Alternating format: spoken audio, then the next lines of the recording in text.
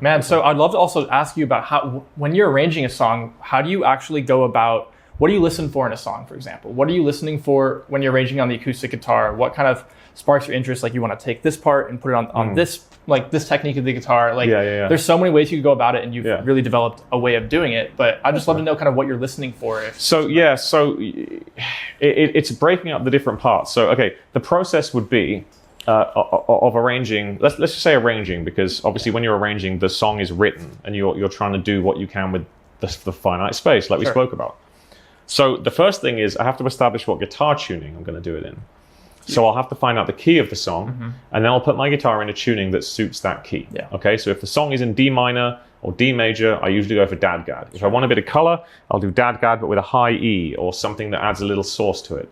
If I'm in E minor, I'm a big fan of a tuning which is C, G, D, G, A, D. Okay. So it's Dad-Gad, but with a low, you tune these two down to C and G. Yeah.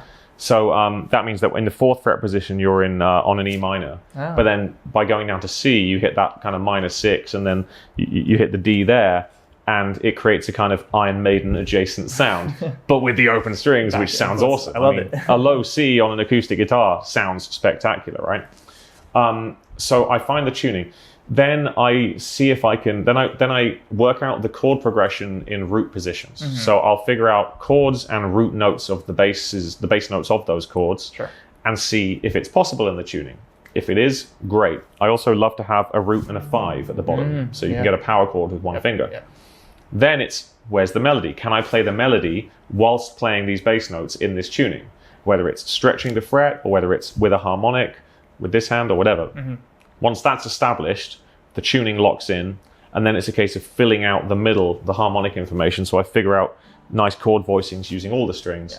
The very last thing is the percussion. Okay. There's only been one song I've ever done that was led with percussion. Everything else, the percussion is the absolute last thing, and it's the least important thing, because it doesn't really serve the emotion of the song. If you've got the melody and the harmony and the rhythm and the bass line, you know, that's what creates the feeling. The percussion is like the candy on top that makes me enjoy the live performance aspect of it. You know, That's exciting, man.